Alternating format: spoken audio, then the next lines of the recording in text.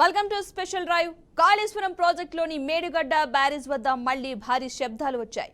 Medigadda barrage 7వ బ్లాక్లోని 16వ number గేటును ఎత్తే క్రమంలో బ్యారేజ్ కింద భూగర్భంలో నుంచి భారీ శబ్దాలు వినిపించాయి. దీంతో అక్కడ ఏర్పాటు చేసిన సెన్సార్లు భారీ శబ్దాలను ప్రకంపనలు గుర్తించి అలర్ట్ చేశాయని అధికారులు చెబుతున్నారు. గతంలో వరదల సమయంలో బ్యారేజ్ పునాదుల కింద నుంచి కూడా ఇసుక కొట్టుకుపోయి 12,000 నుంచి 15,000 క్యూబిక్ మీటర్ల పరిమాణంలో భారీ బొరియ ఏర్పడి ఉండవచ్చని ఇప్పటికే నిర్వహించిన జియోఫిజికల్, జియోటెక్నికల్ పరీక్షల ద్వారా ఓ అంచనాకు వచ్చినట్లుగా నీటిపారుదల శాఖ వర్గాలు చెబుతున్నాయి.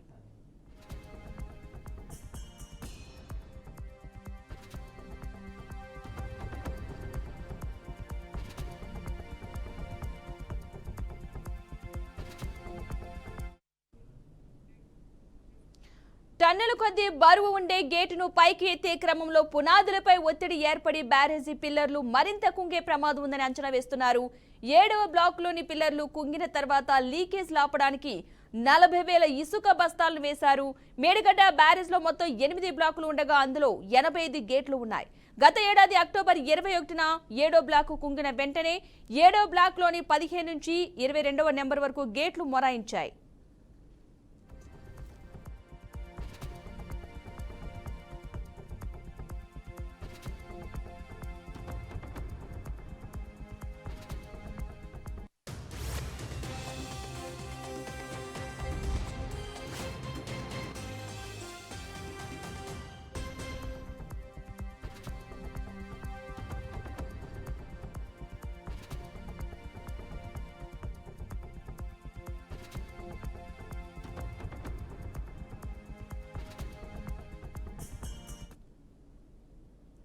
మేడిగడ్డ బ్యారేజ్ లో పెద్ద ఎత్తున నీటిని నిల్వ చేయడం వల్ల ఆ ఒత్తిడితో బ్యారేజ్ కింద నుంచి ఇసుక పెద్ద మొత్తంలో కొట్టుకుపోవడం వల్ల బ్యారేజీ అడుగున పెద్ద అగాధం ఏర్పడి ఉంటుందని అంచనాకు వచ్చారు.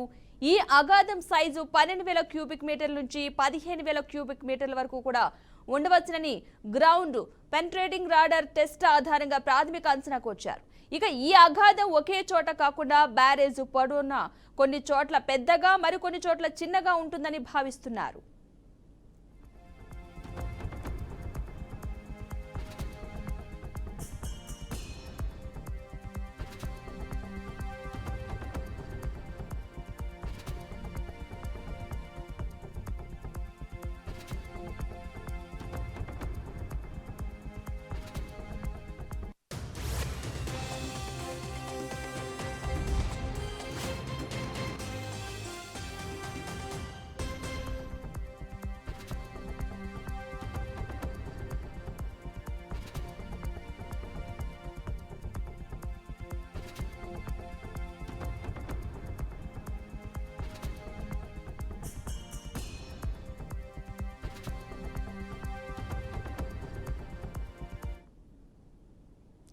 కాళేశ్వరం లోపాలపై నేషనల్ డ్యామ్ సేఫ్టీ అథారిటీస్ ఏర్పాటు చేసిన చంద్రశేఖర్ అయ్యర్ కమిటీ బ్యారేజ్లను పలుమార్లు క్షేత్రస్థాయిలో పరిశీలించి ఇటీవల మధ్యంతర నివేదిక అయితే సమర్పించింది.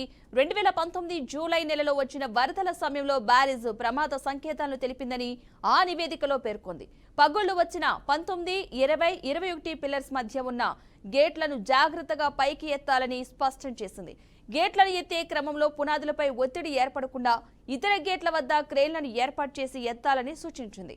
నిర్మాణ సంస్థ ఎల్ఎన్టీతో కలిసి నీటిపారుదల శాఖ అధికారులు ఈ నెల 17న 15వ నెంబర్ గేటును ఎత్తారు. 16వ నెంబర్ గేటు ఎత్తబోయే శబ్దాలు, ప్రకంపనలు వచ్చినట్లు గుర్తించారు. పరీక్షల అనంతరం గొయ్యిపై స్పష్టత వచ్చాక ఇసుక, సిమెంట్ మిశ్రమాన్ని పంపించి పూడుస్తారు.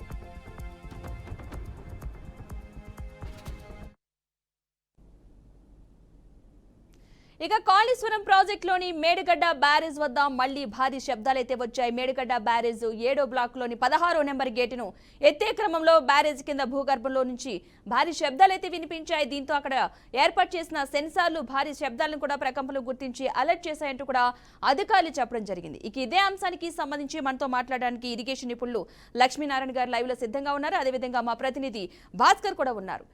లక్ష్మీనారాయణ గారు నమస్తే అండి. నమస్తే అండి, వినబడుతుందా? వినిపిస్తుంది, చెప్పండి. ఈ మేడిగడ్డ బ్యారేజ్ పరిస్థితి ఏంటంటారు అసలు? అది యాక్చువల్ గా బయట ఇప్పుడు మేడిగడ్డ బ్యారేజ్ గురించి మనం అనేక సార్లు డిస్కస్ చేసుకున్నాము. అయితే October 21 నాడు యాక్చువల్ గా కుంగిపోయింది. అది లాస్ట్ ఇయర్ ఎలక్షన్ ముందు అందరికీ తెలిసిన విషయమే. తర్వాత November 1 నాడు మేడిగడ్డ దానిపైన ఉన్న అన్నారం బ్యారేజ్ కూడా లీకేజీలు డెవలప్ అయినాయి అక్కడ. ఇదేమో ఆల్మోస్ట్ ఆల్ ఎప్పటి నుంచో లీకేజ్లు అయ్యి డెవలప్ అయ్యి October 21 కుంగిపోవడం జరిగింది. కుంగిపోవడం కారణం ఏంటంటే ప్రధానంగా దాని కింద ఉన్న ర్యాఫ్ట్ అంటే బేస్ కింద ఉన్న ఫౌండేషన్ కింద ఇసుక ఖాళీ కావడం వల్ల అది కుంగిపోవడం జరుగుతుంది. అంటే క్రమంగా అది అంతకుముందు నుంచో ఎప్పటి నుంచో ఇసుక ఖాళీ అయింది కాబట్టి అది కుంగిపోయింది.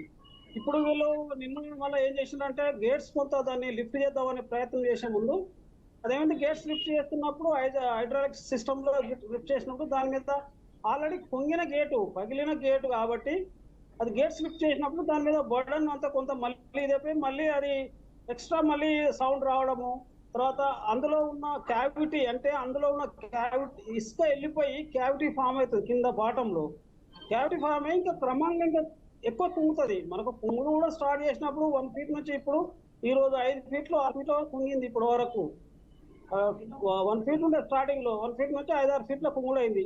ఇప్పుడు ఫర్దర్ కూడా వాళ్ళు ఇసుక ఏ విధంగా ఎకేట్ అయితే అందులో ఖాళీ అయితే ఇసుక కొట్టుకపోతే ఆ సిపేజ్ వల్ల ఏమైతుందంటే సిపేజ్ వల్ల కింద డెవలప్ అయ్యి ఇసుక కొట్టుకుపోయినప్పుడు ఆ క్రమంలో ఇసుక దాదాపు 15,000 cubic మీటర్లు 12,000 cubic మీటర్ల వెళ్ళిపోయేటప్పుడు ఆ బేస్ ర్యాఫ్ట్ కి ఆ ఫౌండేషన్ కింద ఇసుక కొట్టుకుపోయినప్పుడు ఆ ర్యాఫ్ట్ బ్రేక్ అయ్యి ఈ పిల్లర్స్ కూడా బ్రేక్ అవడం జరిగింది. కాబట్టి ఫర్దర్ కూడా పోయింది. ఒకవేళ ఫ్లడ్ వచ్చేసి ఈ సంవత్సరం ఆఫ్టర్ ఫ్లడ్ సీజన్ వచ్చే వరకు ఇంకా డ్యామేజ్ ఎక్కువ అవుతుంది.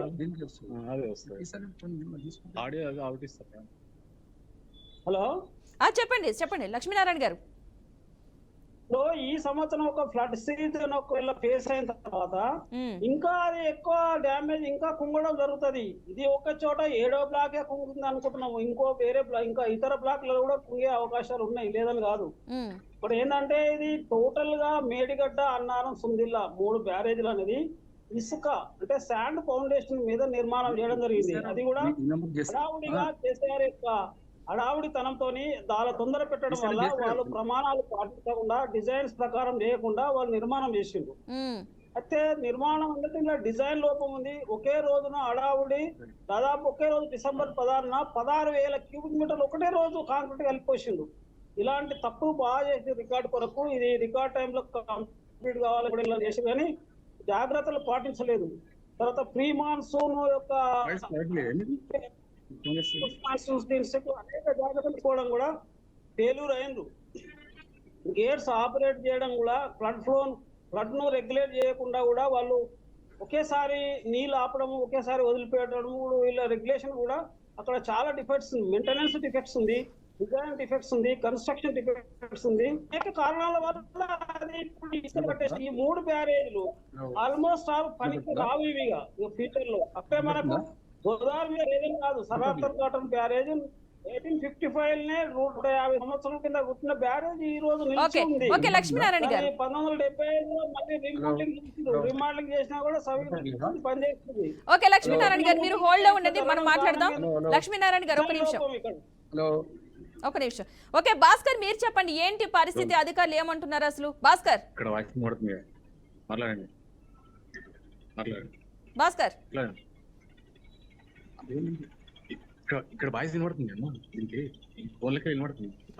రైట్ భాస్కర్ మీ వాయిస్ వినిపిస్తుంది. అక్కడ ఏంటి పరిస్థితి, అధికారులు ఏమంటున్నారు? హలో చెప్పండి. రైట్, లక్ష్మీనారాయణ గారు చెప్పండి, మీరు చెప్పండి ఏంటి మరి దానికి సొల్యూషన్ ఏంటి, ఆ బ్యారేజ్ కి పరిస్థితి ఏంటి? మరి ఒక్కొక్కటి ఇంకా కుంగే అవకాశం ఉందని మీరు చెప్తున్నారు కదా, ఆ నెంబర్ గేట్ దగ్గరే కాకుండా ఇంకా కుంగే అవకాశం ఉందని మీరు చెప్తున్నారు, ఏంటి మరి దానికి పరిస్థితి ఏంటి, దాని సొల్యూషన్ ఏంటి అసలు? ఇందులో అవకాశాలు ఉన్నాయి. ఒక మేడిగడ్డ ఈ 7వ బ్లాక్ అంటే పిల్లలు 19, 20, 21 కాకుండా 7వ బ్లాక్ లో 10 గేట్లు ఉంటాయి. ఉమ్, అంటే బ్లాక్ మొత్తం కూడా అయితే రీప్లేస్ చేయాలి, కన్స్ట్రక్షన్ చేయాలంటే అది అంత సామాన్యమైన విషయం కాదు.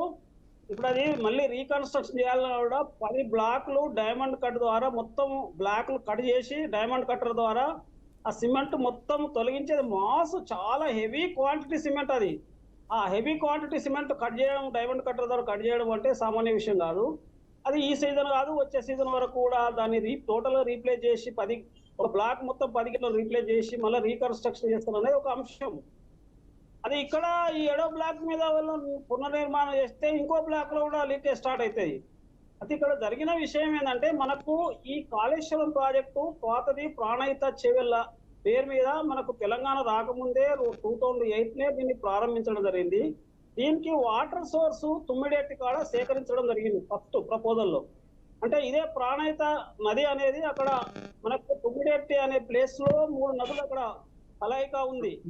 అంటే అక్కడ హలో చెప్పండి చెప్పండి, మీరు చెప్పండి. ఇప్పుడు చేసింది 3 నదుల కలయిక అక్కడ తుమ్మిడేటి ప్రాంతంలో ఆదిలాబాద్ జిల్లాలో ఈస్ట్ నార్త్ ఈస్ట్ ప్లేస్ లో ప్రాబ్లం కలుస్తాయి. అక్కడ అంటే తర్వాత అక్కడి నుంచి దాన్ని ప్రాణహిత అని పిలుస్తాం మనం. ఇది గోదావరి కలుస్తుంది. అయితే ప్రాణహిత ఎక్కడైతే అక్కడ 3 నదుల కలయిక కానీ అక్కడ తుమ్మిడేటి అప్పుడు సైటు పాత ప్రణాళిక ప్రకారం ప్రాణహిత చెవుల ప్రణాళిక ప్రకారం ప్రాజెక్టు చేపట్టడం జరిగింది. అయితే ఆ ప్రాజెక్ట్ చేపట్టిండ్రు. ఆ తుమ్మిడేటి నుంచి ఎల్లంపల్లి అది కామన్ రిజర్వాయర్, అప్పుడు కూడా కామన్ రిజర్వాయర్, ఇప్పుడు కామన్ రిజర్వాయర్. ఎల్లంపల్లి ఏమైందంటే ఎల్లంపల్లి నీళ్లు హలో చెప్పండి, మీ వాయిస్ వినిపిస్తుంది లక్ష్మీనారాయణ గారు.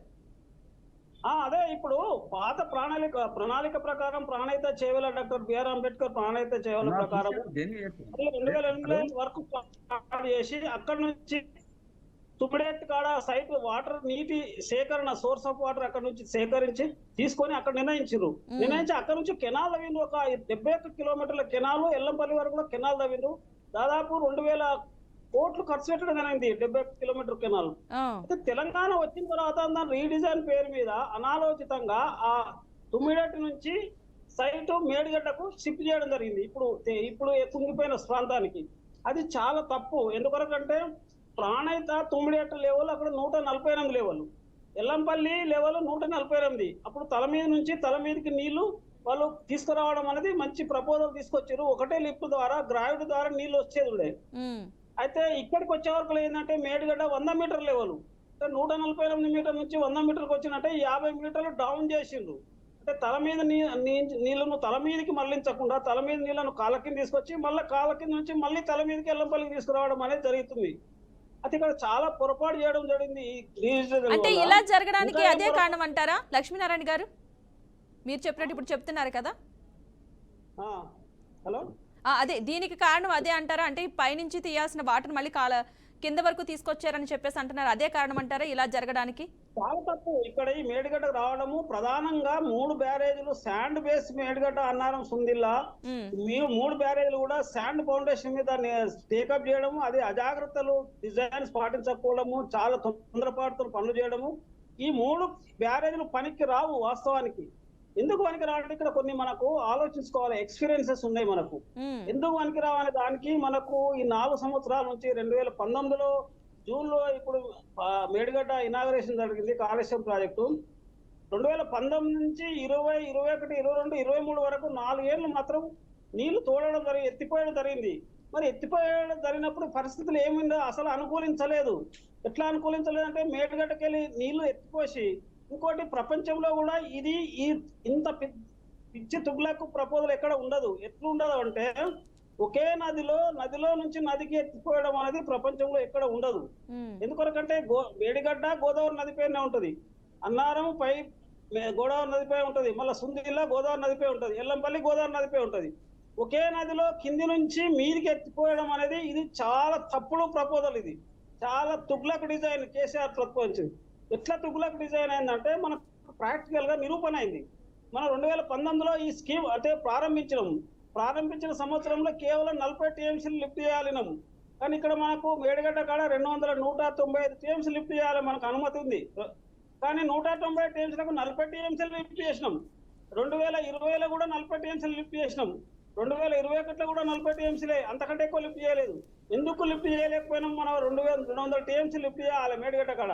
ఇక్కడ మేడిగడ్డ కాడ లిఫ్ట్ చేసి మేడిగడ్డ, అన్నారం, సుందిల నీళ్లు తీసుకొచ్చారు కదా, ఎల్లంపల్లి పోసారు. ఎల్లంపల్లి నుంచి ఉధృతంగా వరద వస్తుంది. కడెం ప్రాజెక్టు, కడెం రిజర్వ్ ఎల్లంపల్లికి వచ్చిన వీళ్ళు ఎత్తిపోసిన నీళ్లు మళ్ళీ తిప్పిపోతల కింది పోతున్నాయి.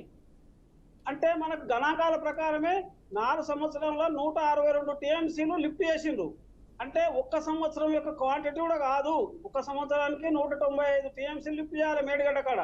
అటువంటిది 4 ఇయర్స్ లో 162 టీఎంసీలు అంటే ఎవరేజ్ గా సంవత్సరానికి 40 టీఎంసీలు మించి లిఫ్ట్ చేయలేదు. దానికి కారణం ఏంటంటే వీళ్ళు లిఫ్ట్ చేసుకుంటా మేడిగడ్డ, అన్నారు, సొంతల, ఎల్లంపల్లికి నీళ్లు తీసుకొచ్చేవారు కదా, ఎల్లంపల్లి నుంచి ఉధృతంగా వరుస వచ్చి మళ్ళీ వీళ్ళు లిఫ్ట్ చేసిన నీళ్ళు కిందికి వెళ్ళిపోతున్నాయి. ఆ విధంగా వీళ్ళు లిఫ్ట్ చేసిన నీళ్లు 162 టీఎంసీలు లిఫ్ట్ చేస్తే 54 టీఎంసీలు కిందికి వెళ్ళిపోయినాయి. ఇది తిప్పిపోతల పథకం అయిపోయింది. ఈ అంటే మేడిగడ్డ టు ఎల్లంపల్లి వరకు. ఎల్లంపల్లి కామన్ రిజర్వాయర్, అప్పుడైనా కామన్, ఇప్పుడైనా కామన్ రిజర్వాయర్. అయితే ఇక్కడ జరుగుతున్న విషయం ఏంటంటే ఇదొక తిప్పిపోతల పథకంలో భాగం అయిపోయింది. వేస్ట్ ప్లేస్ లో వీళ్ళు ప్రతిపాదించరు. నదిలో నుంచి నదికి లిఫ్ట్ చేయడం అనేది చాలా పొరపాటు. ఇది రీడిజన్. పైగా ఇంకేందంటే ఎకనామిక్ చూసుకుంటే కూడా ఒక మేడిగడ్డ నుంచి ఎల్లంపల్లి నీళ్లు తీసుకురావడానికి ఒక టీఎంసీకి 5,70,00,000 పవర్ ఛార్జెస్ ఖర్చు వస్తుంది. అంటే పూర్తి స్థాయిలో లిఫ్ట్ చేయాలంటే సంవత్సరానికి 1000 కోట్ల ఖర్చు అదనం పవర్ ఛార్జ్ అవుతుంది. అది కూడా వృధానే. ఒకవేళ తుమ్మిలేటి నుంచి ఒరిజినల్ సైట్ బార్చకుట్టు వస్తే అక్కడ పవర్ ఛార్జెస్ ఏముండదు. చాలా లిఫ్ట్ గాడి దారి వచ్చేది. ఒక 100-200 రూపాయలు, 100-200 కోట్లు కూడా ఖర్చు అయ్యేది కాదు. కానీ ఇక్కడ ఖచ్చితంగా పూర్తి స్థాయి లిఫ్ట్ చేయాలంటే 1000-1100 కోట్లు ఖర్చు అయితే ప్రతి సంవత్సరం. అది ఒక అన్ఎకనామికల్ ప్లేస్ ఉంది. తర్వాత తిప్పిపోతల పథకంలో ఉంది. ఇవి బాగు చేసినా కూడా ఇవి తిప్పిపోతల పథకంలోనే 3 బ్యారేజ్లు. ఇవి బాగు చేసినా పనికి రావు. ఎందుకంటే శాండ్ మీద కట్టిండ్రు, చాలా ప్రమాణాలను పాటించకుండా కట్టిండ్రు, మెయింటెనెన్స్ లోపాలు ఉన్నాయి. పైపెచ్చుగా కేసీఆర్ యొక్క హడావుడి, ఆయననే ఒక చీఫ్ ఇంజనీర్ అవతారం ఎత్తేసి చాలా ఒత్తిడి తీసుకొచ్చిన ఇంజనీర్ల మీద పని తొందరగా కావాలని. అయితే రీడిజైన్ కూడా కేసీఆర్ యొక్క ప్లాను తుమ్మిడేట నుంచి మేడిగడ్డ కిందికి మార్చడం. అయితే లక్ష్మీనారాయణ గారు ఫస్ట్ డిజైన్ చేసింది వేరేదంటారా? ఫస్ట్ డిజైన్ వేరే చేశారంటారా? అవును, తుమ్మిడేట నుంచి ఎల్లంపల్లికి చేసిరు డిజైన్. అది డైరెక్ట్ గ్రావిటీ ద్వారా, సింపుల్ ఒకటే లిఫ్ట్ ద్వారా. అది చాలా తక్కువ ఖర్చులో నీళ్ళు వస్తాయి. కెనాల్ కూడా తవ్విండ్రు, 71 కిలోమీటర్ల కెనాల్ తవ్విండ్రు. దాని మీద 2000 కోట్లు ఖర్చు చేసిన కెనాల్ కు. మరి అటువంటి పరిస్థితిలో ఈయన ఆ సైట్ ను మేడిగడ్డ మార్చడమే పొరపాటు. ఆ పొరపాటు ఈ 3 ప్రజలు 3 పంపోతులు ఒకటే రివర్ మీద లిఫ్ట్ గోదావరి కింద నుంచి పైకి లిఫ్ట్ చేసుకోవడం అంటే పైనుంచి నీళ్ళు వస్తున్నాయి, వచ్చి వాళ్ళు లిఫ్ట్ చేసినా కిందికి వెళ్ళిపోతున్నాయి. ఇట్లా 4 సంవత్సరాలు మన అనుభవం అయింది. ఇది తిప్పిపోతల పథకం అయింది. ఎత్తిపోతల పథకం పోయి అంటే ఇన్ఫినిటివ్ ఎల్లంపల్లి మేడిగడ్డ చూసుకుంటే అట్లా అయింది. కాబట్టి ఇవి వేస్ట్ ప్లేస్ లో ప్రపోజ్ చేసిర్రు. అది ఇప్పుడు వేస్ట్ అయిపోయింది. ఇసుక మీద నిర్మాణం చేసిర్రు, ఇసుక ఫౌండేషన్ మీద సరైన ప్రమాణాలు పాటించలేదు. చాలా, ఎందుకంటే ఇది ఉన్నది, వర్క్ లోపం ఉన్నది, కేసీఆర్ యొక్క అడావుడి, అనేక దీని మీద మొత్తం మిస్అప్రోప్రియేషన్ కూడా దాగి ఉన్నాయి. అనేక అవకతవకలు కూడా దాగి ఉన్నాయి దీని మీద. రేట్లలో ఇంజనీరింగ్, తర్వాత ఎల్ఎన్టీ ఇంజనీరింగ్ నామినేషన్ల మీద ఇచ్చారండి. 1,000 కోట్ల రూపాయలు ఒక ఇంజనీర్ 4 కోట్లు నామినేషన్ల మీద ఇచ్చారు 30 టీఎంసీ. చాలా ఇక్కడ చాలా అవకతవకలు ఉన్నాయి, చాలా కరప్షన్ దాగి ఉంది ఇక్కడ. అంటే ఇలాంటి సమస్య ఒకటి ఫ్యూచర్ లో తలెత్తే అవకాశం ఉంది, ఇలాంటి సమస్య ఒకటి ఫ్యూచర్ లో వస్తుందని చెప్పేసి అధికారులు ఎవరు చెప్పలేదంటారు, అప్పట్లో ఊహించలేదంటారా ఈ ఘటన? అంటే ఇసుక మీద శాండ్ మీద కడుతున్నారు, ఇప్పుడు మీరు చెప్తున్నారు శాండ్ మీద కట్టడం చాలా రాంగ్, ఇది కట్టడం వల్ల కూడా వృధా అవుతుంది తప్ప సంవత్సరానికి ఖర్చు పెట్టాల్సిన వ్యయం కూడా చాలా ఎక్కువైపోతుంది అంటున్నారు కదా. మరి అప్పట్లో అధికారులు ఎవరు, అంటే ఇంజనీర్లు కావచ్చు, ఎవరైనా ఇలాంటి ఊహించి ఉండలేదా, దీని గురించి మాట్లాడలేదంటారు అప్పట్లోని? డెఫినెట్ అండి. కేసీఆర్ ప్రభుత్వం ఒక ఎక్స్పర్ట్ చేసింది 2015లో మార్చిలో ఎక్స్పర్ట్ కమిటీ. ఆ ఎక్స్పర్ట్ రిపోర్ట్ ఇచ్చింది. ఎక్స్పర్ట్ అంటే కేసీఆర్ ప్రభుత్వం ఎక్స్పర్ట్ కమిటీ వేసినప్పుడు ఎక్స్పర్ట్ కమిటీ వేసిన రిపోర్ట్ ఫాలో చేయాలి కదా. వాళ్ళు ఎట్టి పరిస్థితిలో మేడిగడ్డకు సైడ్ షిఫ్ట్ చేయకమంటున్నారు. తుమ్మిడిహట్టి కాడికెళ్ళి నీళ్లు తీసుకురామని చెప్పిండ్రు. ఆయన కేసీఆర్ వేసిన ఎక్స్పర్ట్ రిపోర్ట్ కు విరుద్ధంగా మళ్ళీ కిందికి వచ్చి మేడిగడ్డకు వచ్చిండు. ఎక్స్పర్ట్ కమిటీ రిపోర్ట్ ను తుప్పలో దొక్కి కేసీఆర్ మళ్ళీ కిందికి వచ్చేసి మేడిగడ్డకు వచ్చిండు. ఎక్స్పర్ట్ రిపోర్ట్ ఉంది, 2017 వేసారు. ఆ రిపోర్ట్ కూడా ఎట్టి పరిస్థితిలో రికమెండ్ చేయలేదు షిఫ్ట్ చేయడానికి, సైడ్ షిఫ్ట్ చేయడానికి. మేడిగడ్డ నుంచి అది తుమ్మిడిహట్టి నుంచి మేడిగడ్డకు షిఫ్ట్ చేయడానికి వాళ్ళు ఒప్పుకోలేదు, రికమెండ్ చేయలేదు. వాళ్ళు ఎట్టి పరిస్థితుల్లో మేడిగడ్డ అదే తుమ్మిడిహట్టి కానీ స్టార్ట్ చేయమన్నారు. సోర్స్ పాయింట్, ఆ సోర్స్ పాయింట్ కి రావద్దు అని చెప్పారు. వాళ్ళు చాలా నష్టాలు జరుగుతాయని చెప్పారు. తర్వాత ఇవి ఈ విధంగా అసలు రివర్ లో లిఫ్ట్ చేయడం అనేది తప్పది. రివర్ టు రివర్ లిఫ్ట్ చేయడం తప్పని చెప్పారు. వాళ్ళు చెప్పినా ఏం పట్టించుకోలేదు కేసీఆర్. దీనికి ప్రధాన కారణం ఏంటంటే కొత్త కాంట్రాక్టులు రావాలి. ఎల్లంపల్లి నుంచి మిగతా ప్రాణాయిత చెరువులో మొత్తం ప్రాంత అలైన్మెంటే. అంటే ఈ ఎల్లంపల్లి నుంచి స్టార్టింగ్ లో అంటే లింక్ వన్లోనే తుమ్మిడిహట్టి నుంచి సైడ్ తీసుకునే వాళ్ళు ఈయన మేడిగడ్డకు తీసుకురావడం వల్ల, ఎల్లంపల్లికి నీళ్ళు తీసుకురావడం వల్ల ఇక్కడనే 30,000 కోట్లు ఖర్చు వృధా చేసిండు. 3 బ్యారేజీలు, 3 పంప్ హౌజులు. ఒకవేళ కన్నెపల్లి మేడిగడ్డ పంప్ హౌజ్ 2022లో మునిగిపోయింది. అది పంప్ హౌజులు మునిగిపోయిన సంగతి మనకు తెలుసు. అవి 400-500 కోట్లు ఖర్చు పెట్టిండు. ఇప్పుడేమో బ్యారేజ్ మునిగిపోయి అంటే మేడిగడ్డ బ్యారేజ్ కుంగిపోయింది. కాబట్టి చాలా లోపు అవకతవకలు ఇలా సరైన దర్యాప్తు చేయాలి. చాలా ఇంజనీర్స్ కూడా చాలా తప్పులు చేశారు ఇక్కడ. ఆయన కేసీఆర్ యొక్క అడావుడి దీనిలో అనేక అవకతవకలు కూడా దాగి ఉన్నాయి. నిర్మాణ లోపం ఉంది, నాణ్యత లోపం ఉంది, డిజైన్ లోపం ఉంది, మెయింటెనెన్స్ లోపం ఉంది, అనేక ఉన్నాయి. వాళ్ళు చెప్పింది కూడా అదే. ఇప్పుడు డ్యామ్ సేఫ్టీ వాళ్ళు కూడా చెప్పింది కూడా అదే చెప్పిండ్రు. తర్వాత వీళ్ళు కూడా కాగ్ రిపోర్ట్ కూడా అదే చెప్పిండ్రు. కాబట్టి ఈ ప్రపంచంలో కూడా ఇలాంటి ఏదో పెద్ద లిఫ్ట్ ఇరిగేషన్ స్కీమ్ అని ప్రచారం చేసుకున్నారు, కానీ టోటల్ గా అట్టర్ ఫెయిల్ అయిపోయింది. ఇది ఒక తెలంగాణ ప్రభుత్వానికి, తెలంగాణకు ఒక వైట్ ఎలిఫెంట్ అయింది కాళేశ్వరం ప్రాజెక్టు. ఎట్లా వైట్ ఎలిఫెంట్ అంటే కాళేశ్వరం ప్రాజెక్టు ఫస్ట్ ప్రతిపాదితం తెలంగాణ రాకముందే 30%. అయితే లక్ష్మీనారాయణ గారు అయిపోయింది అంటే అనుకున్న లైన్ వైజ్ వేయకుండా వేరే రూట్ లో వేశారు, కానీ ఇప్పుడు దానికి మరమ్మతులు చేస్తున్నారు. చేసిన దాంట్లో నాణ్యత లేదని మీరు అంటున్నారు కదా, మరి దీనికి ఏంటి సొల్యూషన్ ఏంటి? మరి ఇప్పుడు ఏం చేస్తే ఇప్పుడున్న పరిస్థితి అంటే జరిగిపోయింది ప్రాజెక్ట్, ఈ బ్యారేజ్ అంటూ కట్టడం జరిగిపోయింది కదా, మరి దానికి మరమ్మతులు చేస్తుంటేనేమో అది శబ్దాలతో వస్తున్నాయి ఇంకాను. మరి ఏంటి దాని పరిస్థితి ఏంటంటే మరి దీనికి ఏమైనా సొల్యూషన్ ఉందా? మరి ఖచ్చితంగా ఇప్పుడు ఏమైతుంటే బ్రేక్ అయిన పిల్లర్స్ గేట్లు మనం లేపినప్పుడు ఏమైతుందంటే అవి షేక్ అవుతాయి కదా. షేక్ అయినప్పుడు ఖచ్చితంగా కింద క్యావిటీ అంటే కింద ఇసుక వికెట్ అయింది. మొత్తం ఇసుక వికెట్ అయినాక కింద డొల్లా ఏర్పడిన తర్వాత అవి గేట్లు లేపితే, గేట్లు ఆపరేట్ చేయకపోతే అవి ఫర్దర్ షేక్ అయ్యి శబ్దం వస్తుంది, ఫర్దర్ గుంగుతాయి. అది నేచర్ లో ఎవరైనా తెలిసిన విషయమే. వీళ్ళు ట్రై చేయబోయింది గేట్లు కొంత ఆపరేట్ చేసి గేట్లు లిఫ్ట్ చేద్దామని ట్రై అయ్యింది. నిన్న ట్రై చేసే వరకు ఏమైందంటే ఆల్రెడీ బ్రేక్ అయిన పిల్లర్స్ కదా, బ్రేక్ అయిన పిల్లర్స్ మధ్యన ఉన్న గేట్లను వాళ్ళు ఆపరేట్ చేయబోతే లేకపోతే ఏమైందంటే అవి సౌండ్ వచ్చినాయి, ఫర్దర్ కుంగిపోవడం జరిగింది. అంటే సహజంగా జరుగుతుంది, అట్లే జరుగుతుంది. బ్రేక్ అయిన దాన్ని బ్రేక్ అయిన పిల్లల మధ్యన ఉన్న ఈ గేట్లను లేపితే అవి సౌండ్ వస్తుంది, ఫర్దర్ మళ్ళీ కుంగిపోతుంది.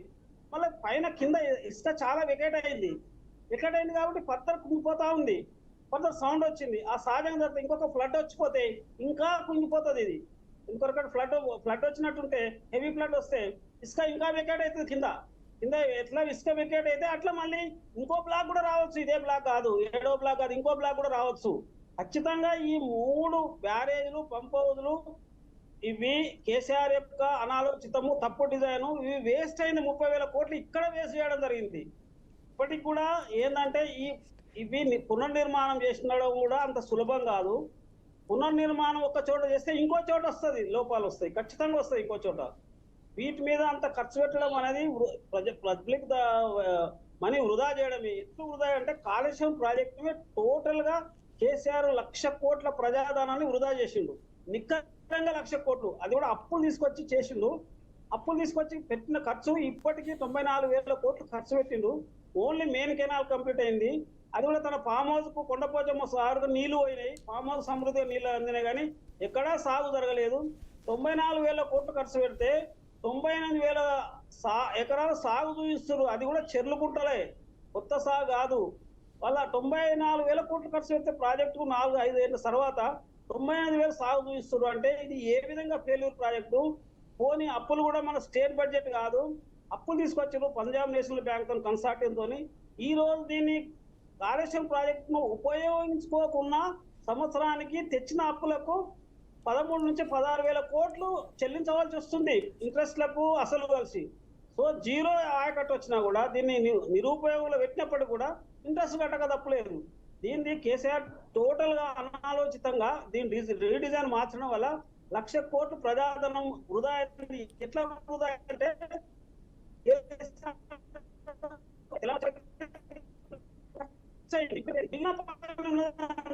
ఓన్లీ 30,000 crores 28 to 30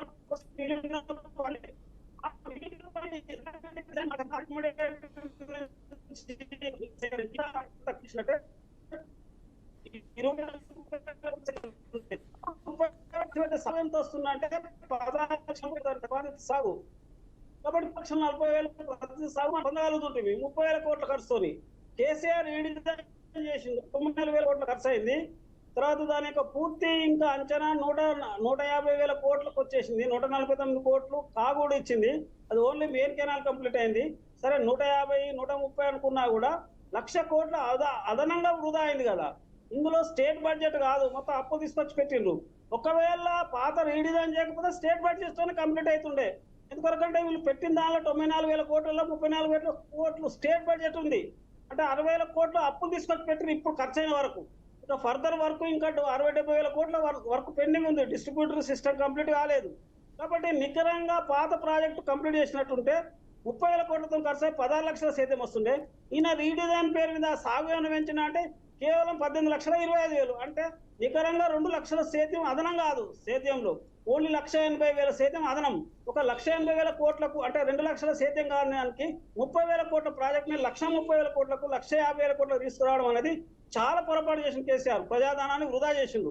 ఎందుకంటే 1,00,000 కోట్ల ప్రజాధనం అంటే మామూలు అప్పు తీసుకొచ్చి పెట్టిండ్రు, అది కూడా 11%, 13% వరకు అప్పు తీసుకొచ్చిన కన్సార్టియన్ పంజాబ్ నేషనల్ బ్యాంక్ ద్వారా. కాబట్టి ఇది వచ్చిన తర్వాత దీని మీద పెట్టిన ప్రయోజనము శూన్యం అయిపోయింది. ఇది వైట్ ఎలిఫెంట్ అయిపోయింది. ఒక ఎకరానికి ఈ రోజు నీళ్ళు ఇవ్వాలంటే 50,000 కోట్ల ఖర్చు వస్తుంది, 50,000 పవర్ ఛార్జ్ వస్తుంది ఎకరానికి ఇవ్వాలంటే. కేసీఆర్ ఆ విధంగా కాస్ట్లీ చేసి కాళేశ్వరం ప్రాజెక్టు ప్రాణహిత చేవెళ్ళ ప్రాజెక్టును అట్లే విధంగా యాజ్ ఇట్ ఈజ్ కంటిన్యూ చేసి కంప్లీట్ చేసినట్టుంటే 30,000 కోట్లతో 16 లక్షలు వస్తుండే. ఈ రోజు 150 లక్షల కోట్లు 18 లక్షల ఎకరాలు 2 లక్షల సేద్యం అదనం. ఈయన సాధించింది లేదు, అది కూడా ఇప్పుడు లేదు. ఈయన ప్రణాళిక రీడిజైన్ మార్చి కాళేశ్వరం అనే పేరు మార్చి చేసిన అంటే ఇదే ఇప్పుడు లోపభూష్టమైన పనులు. దీనిలో ప్రధానంగా చెప్పాలంటే రిజర్వాయర్లు, పాత రిజర్వాయర్లు మొత్తం స్థాయి పెంచిండు. మల్లన్న సార్ 1.5 TMs ఉండే 50 TMs చేసిన 14 ఊళ్ళ ప్రజలను జీవనాన్ని మొత్తం వాళ్ళు జీవించే హక్కును కొల్లవచ్చు. 14 ఊళ్ళ ప్రజలు ఈ రోజు వాళ్ళు పిచ్చబెట్టుకుంటారు, చనిపోతున్నారు, నిరాధారంగా ఉంది, ఉపాధి లేదు. ఒకటే చోట గజ్వేల్ దగ్గర 14 ఊళ్ళ ప్రజల్ని నిర్వాసిత కేంద్రాలు చేసిరు. వాళ్ళు అనేక కష్టపడుతున్నారు. అది కేసీఆర్ చేసిన పాపం. ఎందుకంటే అంత స్థాయి పెంచవలసిందే మల్లన్న సార్. ఈ విధంగా 30,000 కోట్లు ఖర్చు చేసిండు. వేడిగడ్డ అన్నానం సుందిలో రాంగ్ సైడ్ తీసుకొని మల్లన్న సార్ కూడా ఒక 500 కోట్లతో ఖర్చు అయ్యేది 15,000 కోట్లు చేసిండు. అలాగా అన్ని ప్రాజెక్టులు కూడా రీడిజైన్ పేరు మీద రిజర్వాయర్లు పెంచిండు, వృధా ఖర్చు చేయడం జరిగింది. ఇదంతా వాస్తవం చూస్తే కేసీఆర్ ఈ కాళేశ్వరం ప్రాజెక్టు తెలంగాణ ప్రజలకు బుదిబండగా అయింది, ఒక వైట్ ఎలిఫెంట్. ఇది ఎట్టి పరిస్థితుల్లో ప్రతిపాదిత సాగు రాదు. దీని ద్వారా మనం ఆశించాము 18 లక్షల ఎకరాలు సాగు అంటున్నా, 18,25,000 కూడా కొత్త సాగు కూడా రాదు. మనం పాత సాగు మనకు 16,40,000 పాత సాగు కంటిన్యూ చేసినట్టుంటే వస్తుండే 30,000 కోట్లతో ఖర్చు అవుతుండే. అప్పుడు ఇదంతా కేసీఆర్ చేసిన తప్పిదం. ఇప్పుడు ఈ 3 బ్యారేజీలను పునర్నిర్మాణం చేసే బదులు దీని మీద పునర్నిర్మాణం చేసినా అవి నిలకడ ఉండవు, ఇవి మళ్ళీ కుంగుతాయి. ఒక చోట చేస్తే ఇంకో చోట కుంగుతాయి. అవి మళ్ళీ తిప్పిపోతల పథకంలో ఉన్నాయి నేను చెప్పినట్టు. మళ్ళీ అదనంగా పవర్ అయితే లక్ష్మీనారాయణ గారు ఈ 3 బ్యారేజ్లు పునర్నిర్మాణం చేసే బదులు ఏం చేస్తే మంచిదంటారు మీరు? చేయాలను పునరుద్ధరించి తుమ్మిడేట్ల దగ్గరికి పోయి అక్కడ బ్యారేజ్ కట్టినట్టు ఆ సైట్ బాగుంది, ఫౌండేషన్ బాగుంది తుమ్మిడేట్లు. అక్కడ నుంచే మళ్ళీ అక్కడ బ్యారేజ్ నిర్మాణం చేసి తవ్విన కెనాల్ 71 కిలోమీటర్లు తవ్విన కెనాల్ ఉపయోగించుకుంటా అక్కడికి మళ్ళీ నీళ్ళు తీసుకొస్తేనే ఈ ప్రాజెక్టు మనగడ ఉంటది. పాత project doctor BR Pranahita Chevella project పునరుద్ధరించాలి. తుమ్మిడెట్టు కానీ సైడ్ సెకండ్ ఇక్కడ ఎంత ఖర్చు పెట్టినా వృధానే. ఇది ప్రజలకు అంతర్గతంగా అర్థమైతలేదు. ఇలా చాలా ఇవి పనిచేయని వేస్ట్ ప్లేస్ లో టేకప్ చేసిరు, అవి వేస్ట్ అయినాయి. ఫర్దర్ గా ఇప్పుడు ఖర్చు పెట్టినా కూడా మళ్ళీ ఎక్స్పెండిచర్ వేస్ట్. ఇంకొకటి ఇప్పుడు ఏంటంటే ఇక్కడ ప్రభుత్వం భరించాలన్నా, ఎల్ఎన్టీ కంపెనీ కంపెనీ భరించాలనా కాంట్రాక్టర్ భరించాలా ప్రభుత్వం భరించాలా ఒక చర్చ జరుగుతుంది. ఓకే. ప్రభుత్వం ఏమంటుందంటే కాంట్రాక్టర్ భరించాలి. కాంట్రాక్టర్ ఎట్లా భరిస్తాడు? భరించడు. ఎందుకంటే కాంట్రాక్టర్ సింపుల్ రిపేర్స్ చేయాలతాడు ఆయన విత్ ఇన్ కొంత టైం వరకు లిమిటేషన్ ఉంటది. కానీ మొత్తం అది కుంగిపోయిన తర్వాత 500 కోట్లు ఖర్చు కాంట్రాక్టర్ ఎట్లా పెట్టుకుంటాడు? ఆయన అంటాడు మీ ఇంజనీర్ డిజైన్ ఇచ్చిన ప్రకారం మీ డిజైన్ ఇంజనీర్ల ప్రకారం మేము ఆదేశిస్తే కట్టినాము, అవి కూలిపోవడానికి మాకేం బాధ్యత అంటాడు కాంట్రాక్టర్. ఆర్బిట్రేషన్ పోతాడు, కోర్టు పోతాడు. నువ్వే కట్టాలంటే మళ్ళీ 10 బ్లాకులు 7వ బ్లాక్ కంప్లీట్ రీప్లేస్ చేయాలంటే 10 గేట్లు మొత్తం రీప్లేస్ చేయాలి. 500 కోట్లు ఖర్చు అవుతుంది. ఎందుకు భరిస్తాడు? కాంట్రాక్టర్ భరించడు. కాబట్టి ఇది ఏదో అంటూ నువ్వు కాంట్రాక్టర్ భరిస్తారు అంటే సింపుల్ మైనర్ రిపేర్ అంటే ఏదైనా భరిస్తారు, కానీ ఇంత మేజర్ మళ్ళీ రీప్లేస్మెంట్ అంటే భరించాడు. ఖచ్చితంగా కేసీఆర్ చేసిన తప్పు, ఇంజనీర్ తప్పు, అప్పటి ఇంజనీర్లు అడావుడి చేయడం తప్పు, ఇసుక మీద ప్రమాణాలు పాటించకుండా అడావుడి నిర్మాణం చేయడం తప్పు. ఎందుకంటే ఇప్పుడు ఒకటి లేవా అంటే మన కళ్ళ ముంగట ఉంది. సరాసర్ కట్టడం బారేది 150 ఏళ్ళు పనిచేస్తుంది.